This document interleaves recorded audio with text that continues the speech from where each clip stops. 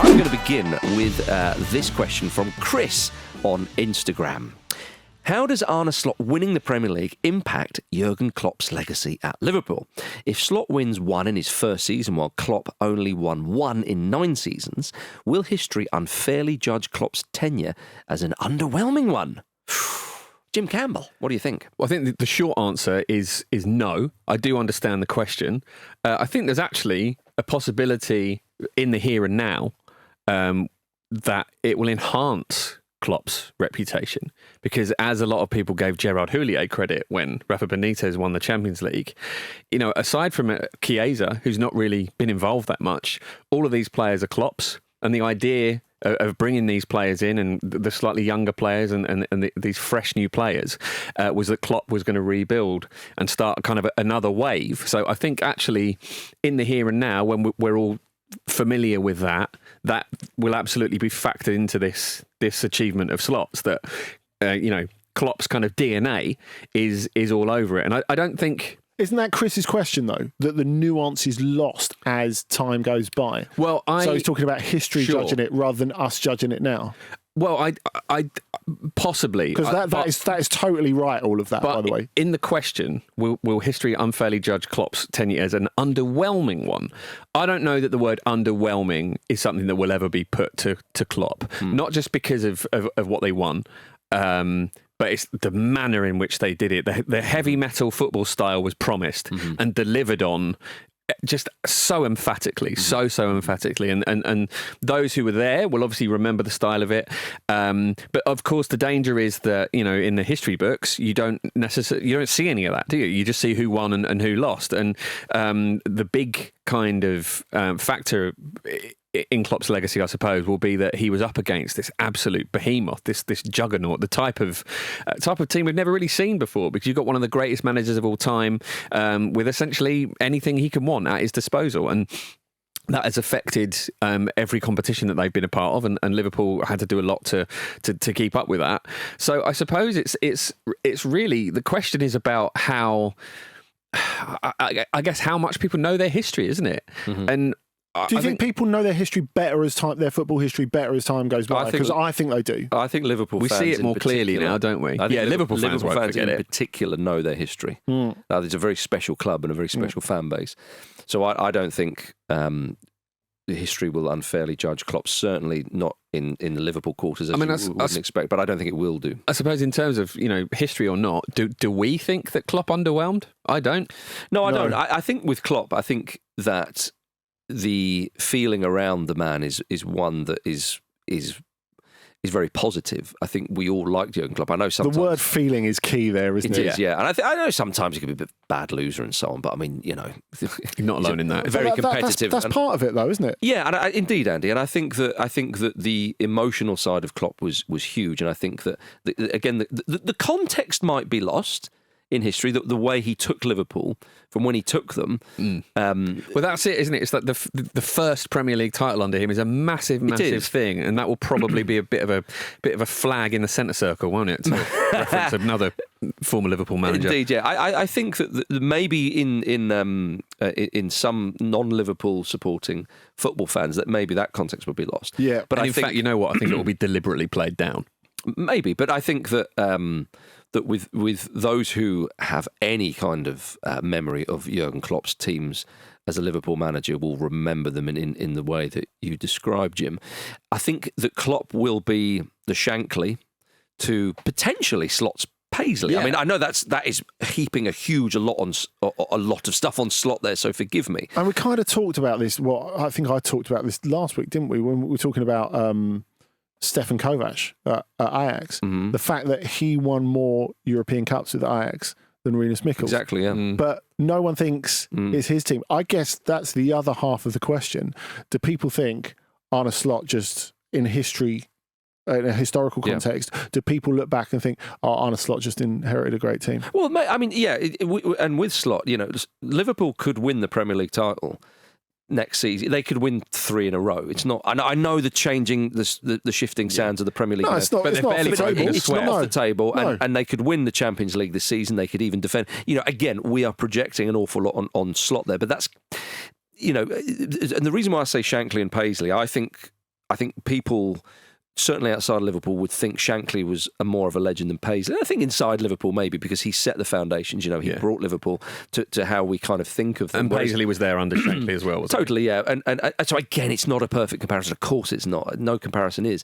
But Paisley won twice the amount of league titles. He won, League Cups where Shankly didn't. Shankly won a UEFA Cup, as did Paisley. But Paisley, the 3 European Cups were under Paisley. Yeah. So again, Liverpool fans will have, they know who Bob Paisley is very, very much. But if you're talking, say, like a Mount Rushmore of Liverpool legends, Shankly would possibly be, for a lot of people, the first face on that mountain. Because it's the laying of those foundations. Indeed, isn't it? Paisley would surely have to be up there. I think Klopp would be. I really do think that, because what he means, quite a big mountain. For the Liverpool Mount Rushmore would be a big one. It would be a bit. Well, you'd have to put some extra faces on. But I think when they go widescreen from the castle in The Traitors, you're looking at something like that, aren't you? Really? But even if you're going for the four faces of a Liverpool Mount Rushmore, I think that Klopp would still be in there because of what he did. He brought Liverpool up to speed, really. I know Benitez wins the Champions League and all that, but Klopp turns Liverpool into this machine, this behemoth. And I think, again, the feeling of that will be felt for many generations. But he did win the Champions League. He won every trophy going. Yeah. So there is that. It's not just that he won one league title and he was the nearly man. I understand 3 Champions League finals, but disappointed. But Yeah. I'm glad you mentioned Shankly and Paisley, actually, because it feels like something from a bygone era, doesn't it? That a really successful legacy manager is replaced by another one. The conventional wisdom now is that the manager after struggles, and then maybe the one after that will do all right and start to do well again. That's not necessarily a kind of intractable rule, is it? But it certainly feels like it. But I mean, Slot, they're going to win the Premier League this season, of course they are, and it feels like a throwback to that, because of course Liverpool did that with 4 managers in a row. Like after Paisley there was Joe Fagan, and after Fagan there was Kenny Dalglish. They all won league titles. So it's not impossible for this to happen, is it? And I don't know that if Arne Slot goes on and takes Liverpool into an era of dominance, which feels possible, because we don't know what's going to happen with City in terms of if Guardiola leaves, are they going to have the same sort of aura? We don't know what's happening with the charges, etc., etc., etc. It looks like there is a clearer path than there's ever been for a team that isn't City to go on and be dominant, and Liverpool look best placed to do that. There's no reason that can't happen. So I still don't think, even if Slot goes ahead and that they bring in this huge glut of trophies and it surpasses Klopp, that Klopp will be seen as underwhelming. I really don't think there's ever any chance of that. The one thing that really protects Jürgen Klopp's Liverpool legacy is actually post Sir Alex Ferguson at Manchester United, I think. Because if you look at the fact that everyone, to a greater or lesser extent, has struggled so much since Sir Alex left Manchester United, there's a greater understanding of how little prep for the future was done. And that's not all on Sir Alex Ferguson, of course. We understand it's the Glazers, it's other levels of expertise or lack of it in the football department at Manchester United. But in terms of the way that Klopp left it, what is becoming clearer, that the Arne Slot title actually... it's for Klopp's legacy, isn't it? It tells you how he's left them in an absolutely perfect position when their greatest rivals in the history of English football were left to fall to bits the minute that Sir Alex walked out the door. Totally. And Klopp is the most modern example of that sort of coach who stayed way longer than you thought he would. You can even throw Arsenal in there. Obviously, it's not the same because Ferguson wins the title in his last season, and Wenger stayed way too long at the fair. It was people were wanting him to leave, but there's still a teensy bit of that at Arsenal. But I think one of the crucial things is Klopp leaves when his stock is high, and he's still loved, deeply loved by that fan base, and they give a good account of themselves in the league. They fall away just towards the end because again, Man City and Arsenal as well was so good that season. But winning that League Cup as well, with some of the younger players in there and so on. He still won a trophy in that final season. He said it was the most special one. He probably would say that, but again, that was a farewell thing. But Klopp left when people thought the following year maybe they could go again under him, and I think that was crucial. Whereas Arsene Wenger, as I said, stayed too long. Very, very different. Other managers I think that their powers were clearly waning or had waned, and maybe that would have happened to Klopp. I don't know. I don't think so necessarily. So he leaves at a time when it was a shock, an absolute shock when he announced that. We did a react. Yeah, and some Liverpool, like straight away. We're in the studio. Well, we got out of the indeed. studio. Klopp's leaving. What? Yeah, and Back that's in. it. How many managers leave on their own terms nowadays? Yeah. A tiny amount. And he did that, and those fans there was Liverpool friends of mine, Liverpool fan friends of mine, if you see what I mean, who are not from the Liverpool area, who felt like almost going to the city to kind of like, more, do you know what I mean? It was that kind of outpouring, that type of manager who was so well fit. It was such a good fit because you think about his time at Dortmund as well. Dortmund, similar sort of vibe in some way to Liverpool, that really, really massive club. But up against, whether it's, they are up against the evil Bayern empire City. that is Bayern Munich. You've replaced Bayern Munich for Manchester United or Manchester City, exactly. For different reasons, the deck is stacked. Totally, Yeah. And it was a match made in heaven, no two ways about it. I think a hugely, hugely significant thing about this Slot title, which is going to happen, isn't it?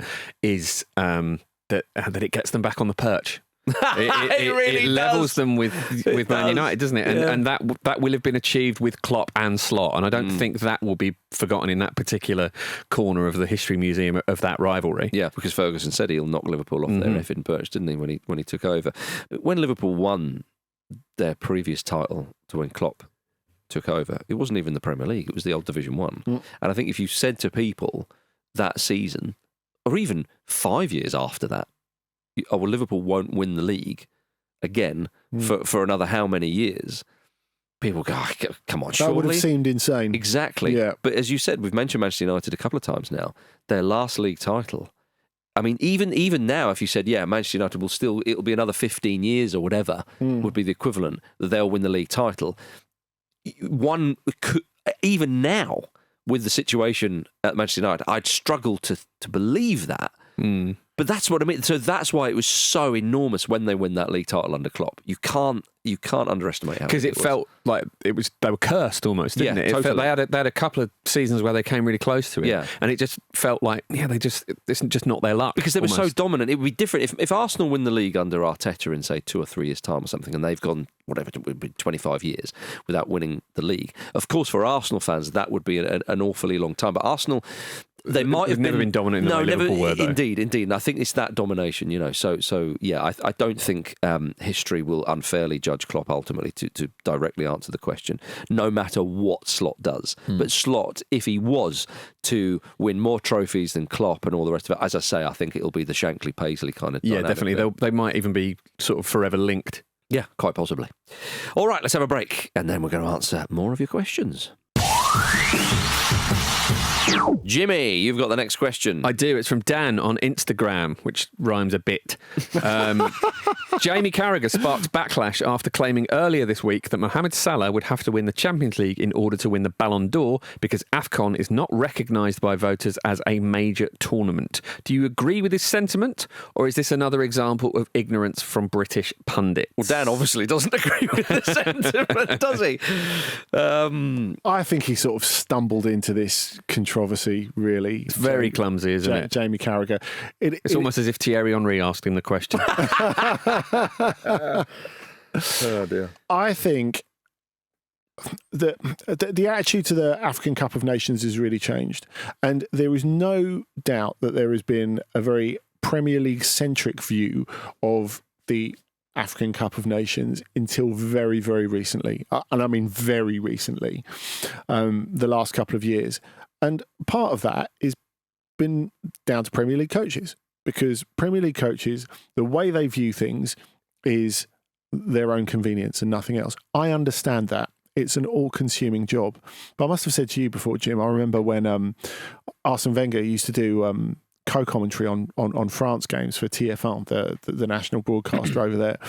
You remember like you'd have an Arsenal player go down with injuries, and the commentator would go, and we're just seeing an injury here to William Gallas. He's getting treatment, and Wenger would be literally sat there going, oh God, I hope he's fit for Saturday, which is ridiculous, really.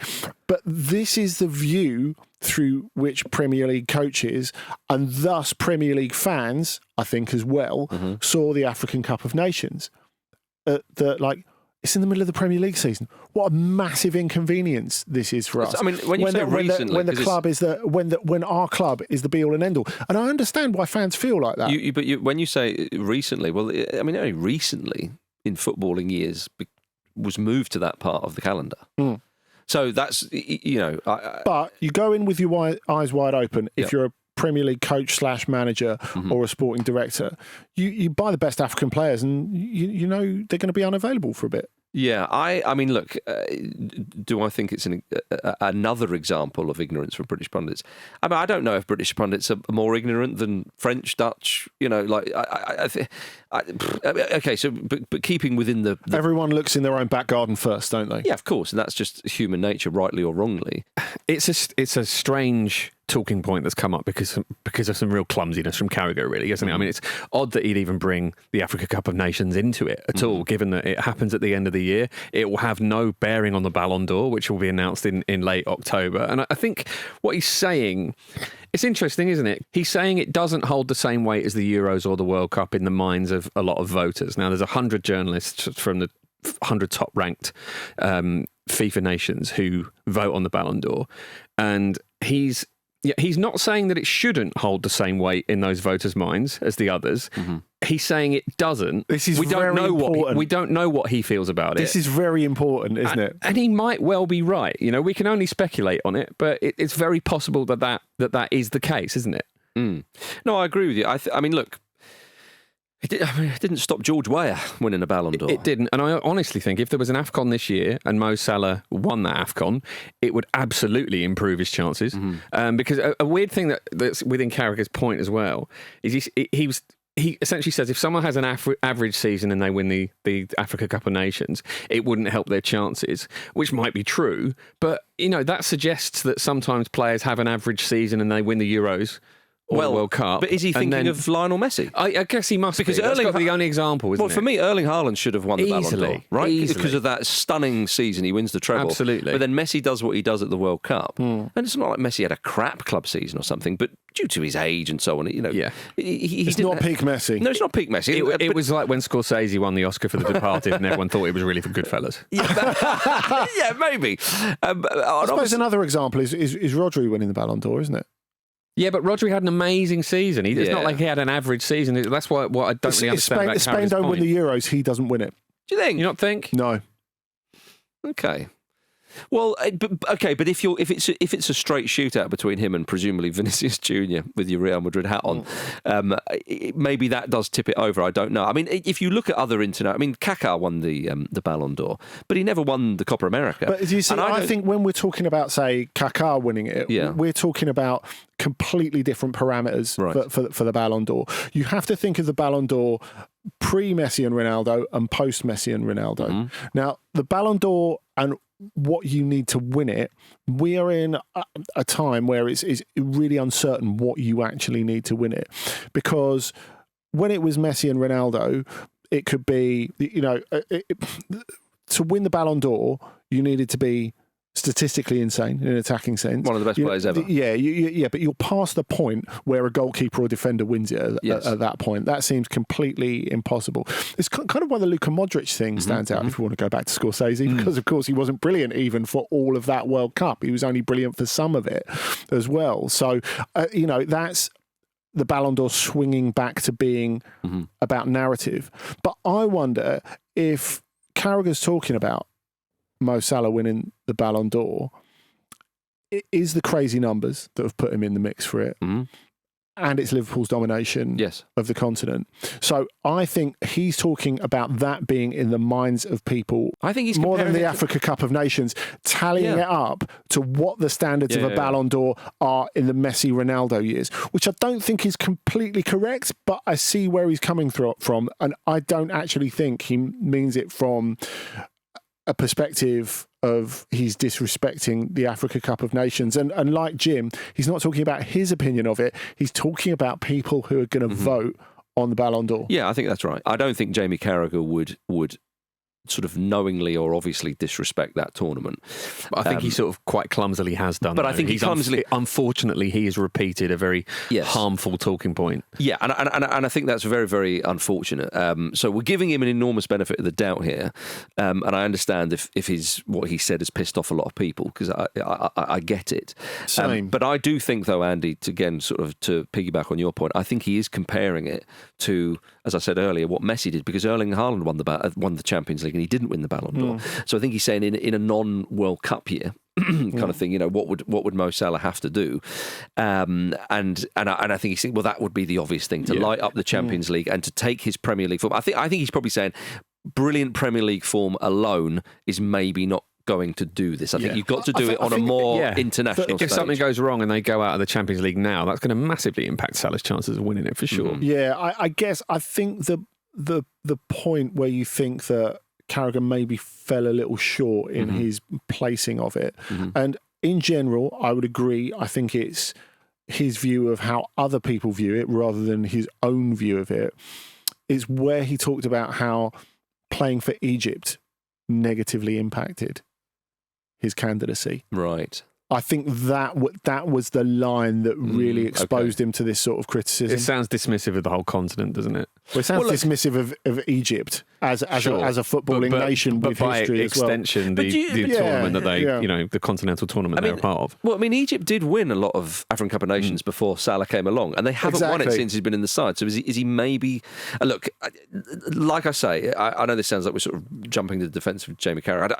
We're responding to what we truly think, but I mean, with regards to Africa Cup of Nations, do people think of it as a major tournament? Some will, and some won't really think about it. I think there's a much increased interest in it in the last couple of because of the coverage. It is Of course it is, Jim. But do you think of the Asia Cup as a major tournament?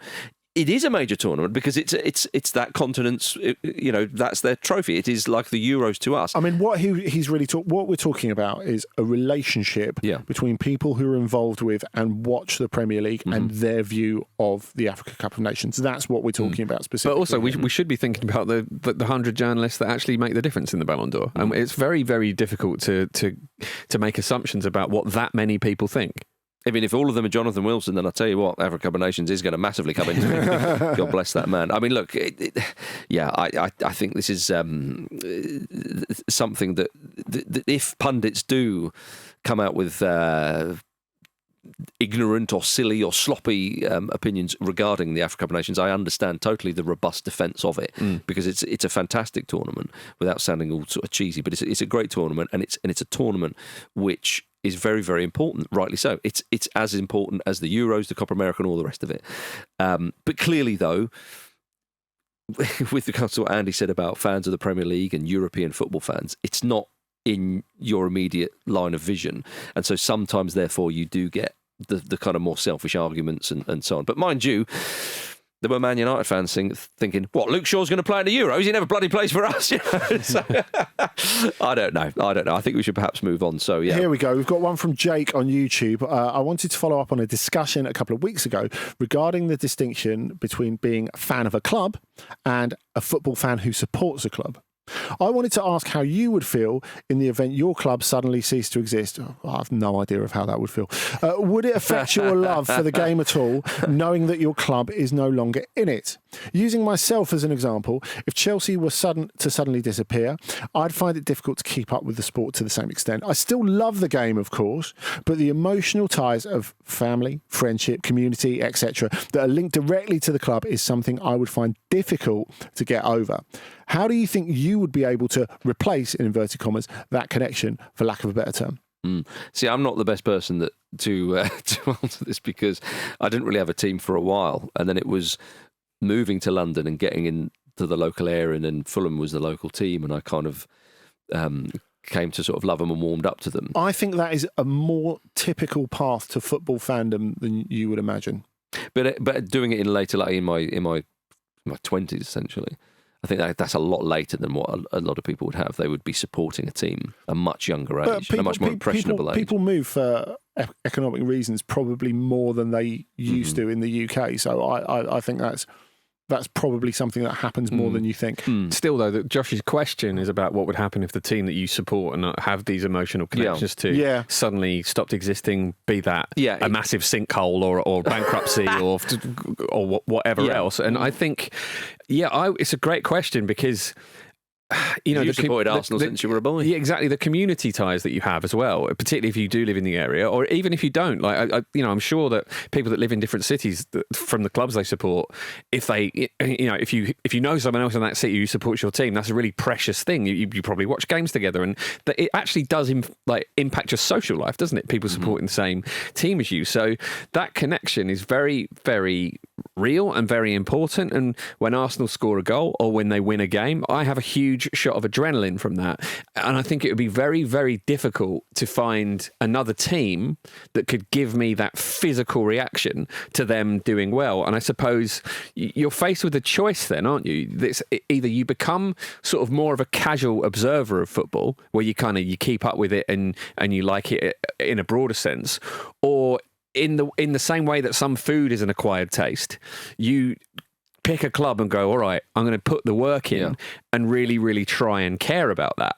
And I think that would be really, really difficult because, as I sort of alluded to on the Friday show about something else, when your club wins something, it does feel like the culmination of your entire kind of football supporting life. You've earned it. You've worked towards it almost. Even though there's another season around every corner, every single one of them feels like a culmination, and it's this huge, huge release of energy and relief in some cases, and emotion and joy and pride in a group of strangers that you've put your kind of your word behind. You've put your. It's almost irrational. Yeah, it's very much irrational, isn't it? You've put your flag in the ground, and you've gone. I like football. These guys are the best at it. You put your reputation there.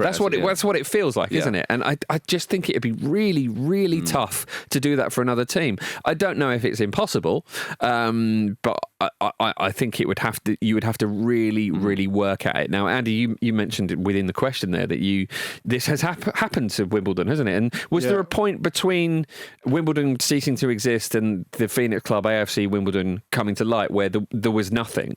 And what happened in that time? Not really, because the thing is, we knew that it was coming. Wimbledon fans knew that it was coming. So the club announced that it was going to go to Milton Keynes in 2001. There were a season of protest, which is like 2001, 2002, just the weirdest season. I can remember so little about the football because every game was a protest. Every game was about mobilising support or effort, particularly before and during the game.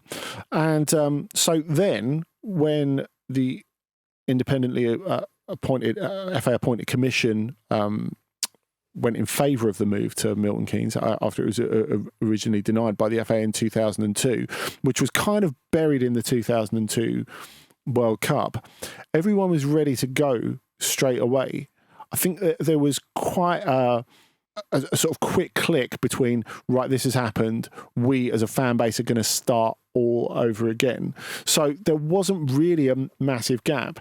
I guess in terms of replacing what there is, and there were definitely some fans who didn't go to Wimbledon for a while and have come back afterwards a little bit later because, going from watching your team, recently relegated from the Premier League in the Championship to watching them at League 9, at level 9, for some people that was kind of unpalatable, and I get it. That's not how I felt. In terms of replacing a feeling, I mean, it's funny, when I realised, and I've said this before, when I realised that it wasn't just a protest movement, that it was an actual team, that's still my best moment of supporting Wimbledon. Like any of the promotions or big cup wins or whatever, none of them compare to the first goal that I saw Wimbledon score in a combined counties league game, because when the goal went in, there wasn't a sense of, oh, that's quite good. It's like, yes, we scored. It wasn't,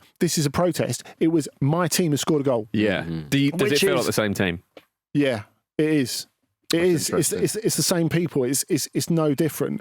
And going back to what Jake was saying, in terms of the emotional ties of family, friendship, community, they continue to exist. And that's the amazing thing. But I guess if we're talking about the difference, going back to the first part of the question about being a fan of a club and a football fan who supports a club, I would still probably say I'm the second, because I don't know, I have very different lives, like covering football, which I still love so much. Oh yeah, you wouldn't stop your European jaunts and all that kind of stuff. No, would you? no, I still. It's your job as well, but, yeah, but it's your job for a reason. But like, yeah, if it wasn't my job, I think I would still go away at the weekend and go to new grounds and watch different teams, and I would love all that. The way I absorb like top level football and the way I absorb my own team are totally different. I don't think nearly as hard about the tactics or the mechanics of the game when it comes to Wimbledon. I just want to. It's all about that emotion kind of thing. Yeah, really. it's like get it out of the pitch and let's score. Come on. But it's obviously quite evident again what you do and so on that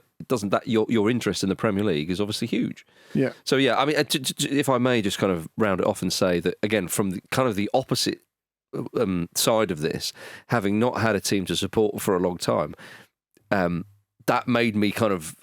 No, I always loved football and always kept up with it, but maybe that really cemented that perhaps. But there was a moment where I thought, it's time for me to get back in. It's time for me to choose a team, you know. So I understand I hadn't let go of a team per se. But I think maybe the answer would be that if you did have a team who ceased to exist, then again, depending geographically where you are, because if you're in a town with you're a one club town and whatnot, well, I'm coming at it from a London point of view where there's lots of clubs and so on. But within all this, perhaps there would be a period of time of mourning and then just kind of searching around, and then maybe some people will go, right, I missed the buzz of supporting a team, and you might get back in, and you might never feel quite the same way again with regards to that. But I sincerely hope that this doesn't happen to anybody, because it is very, very sad when a club goes out of business, or even when they go nearly out of business. So, great question from Jake. All right, quick break, and then a couple more questions. Gentlemen, I have one from Nick Gee on Discord, and Nick says, given David Moyes' apparent success following his Everton return, which manager would you like to see go back to a club they've previously managed? It seems harsh, this. In fact, it would be incredibly harsh, this. Sheffield United get promoted, Neil Warnock. Wilder's going, hang on a minute, am I not the answer? We're already living the Wilder dream. We'd all enjoy that halfway through our sandwiches, I'm sure. No, I jest, of course. It feels like that ship has finally sailed, doesn't it? Although you never know with Neil. Any one of his clubs. He just likes a sort of a little 3-month contract, doesn't he? Basically, keep him busy for a little while. Surely when Moyes leaves, Carlo Ancelotti back to Everton? I mean, if he can get him in a position, where that makes sense. I hear that they've created a helipad on the top of the new stadium just for him in case he turns up. Talking of the Friedkins, Daniele De Rossi back to Roma has to happen at some point. Just the way he was cut off. Like, they gave him over 100 million to invest in the team, or they invested over 100 million in the team for him, and then fired him 4 games into the season, 3 of which he hadn't lost. I just find extraordinary, and it's just such a feeling when a legend leaves a club, and he is a legend. The only bigger legend at Roma, apart from him, is Francesco Totti. There's just that feeling of emptiness in the stomach that really needs sating. But if we're talking about recent departures, one that I think could actually happen. Hodgson back to Palace.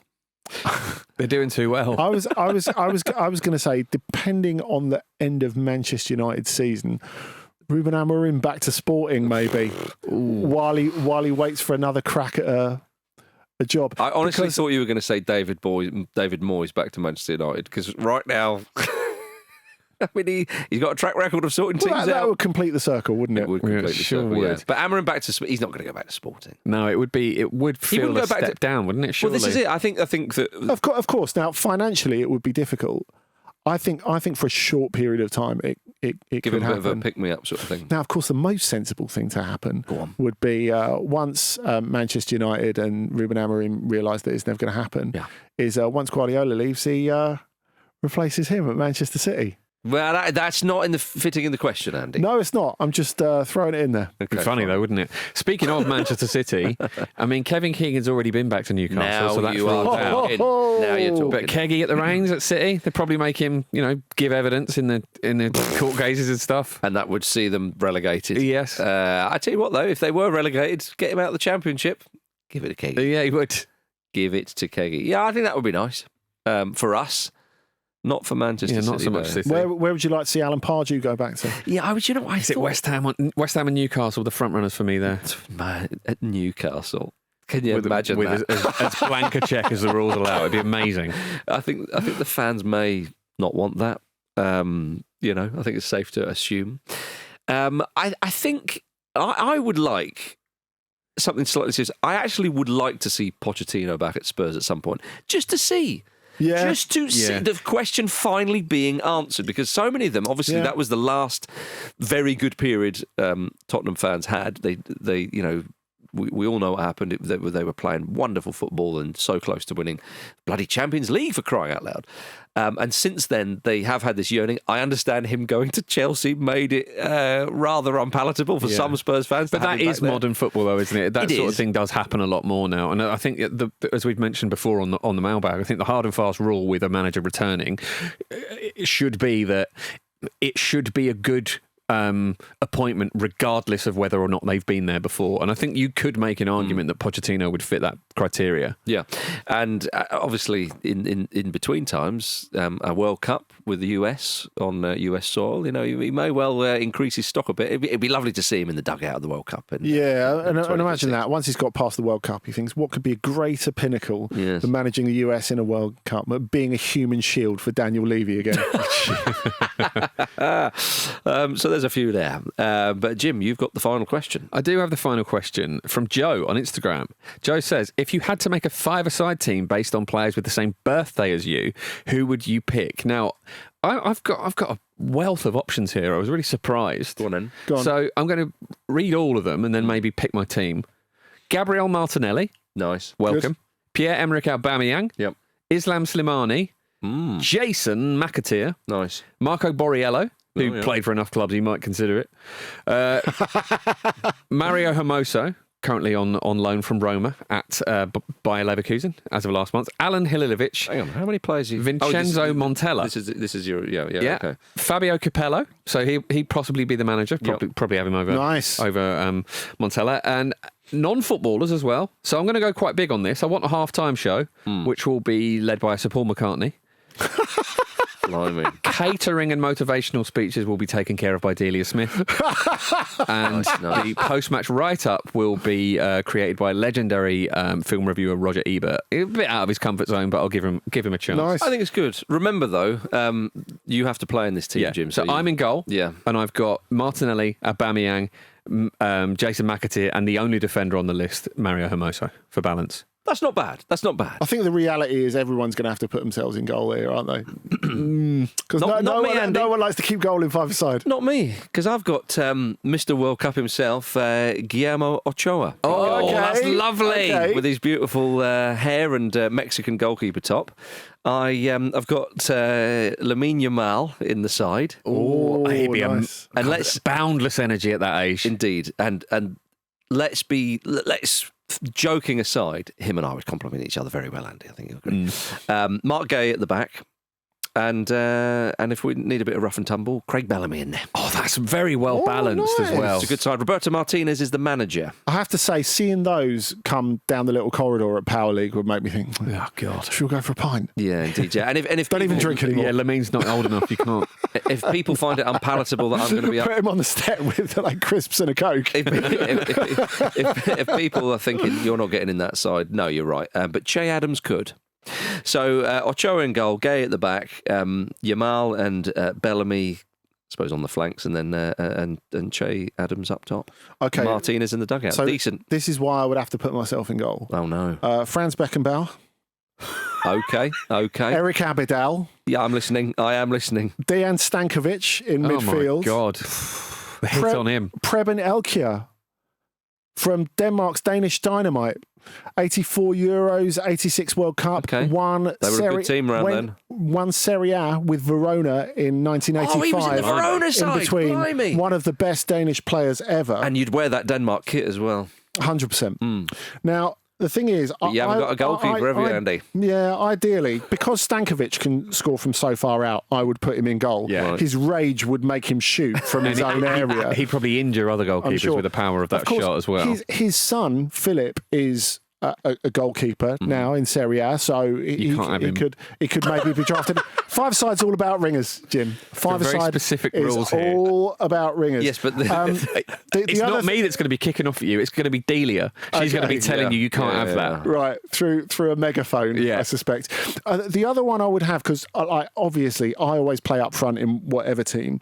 So what I would do is I would rotate with another one who shares my birthday, Yacine Bamou, the Moroccan striker. Now, I know you're probably thinking, okay, he's not a name to match the other ones that are in there. Correct. But why I like him particularly is because of the route he took towards professionalism. Because he was quite a late bloomer, most famous for playing for Nantes. He ended up signing a pro contract with Nantes after he was in his 20s. Why are you trying to convince us of this? Oh no, it needs convincing because he's not the same name as the other one. I particularly love him because even in his 20s, he worked in the club shop at PSG. Oh, did he? And then he became a pro and scored against PSG about a year and a half later, wow. which is pretty wonderful. But I've got something really up my sleeve as well. Right. The head coach, Right. Marco Rosa, was not just a sharer of RB Leipzig, of course, not just a sharer of the same birthday as me, was born on exactly the same day as me. Right. So he's the one. And of course, Richard Ashcroft for half-time. Nice. Oh, that's nice. You won me over. See, I've got MF Doom at half-time, man. What a tournament this is going to be. Yeah, with Harrison Ford doing the ceremonial kickoff. I'll tell you what, they'll be parking their cars on the A3 to see this at New Malden Power League. Well, I used to play down there. Yeah, me too. I don't know who wins. I don't think we need to decide. I think you guys need to decide. You, the beautiful be listeners. one for Discord, I think. I think so. And social media as well. Yeah, and let us know. I mean, I think we've got some strong ones in there, but if you think that your birthday team, your birthday five-a-side team could defeat ours, put it together and let us know. But you do need a manager and half-time show. Indeed.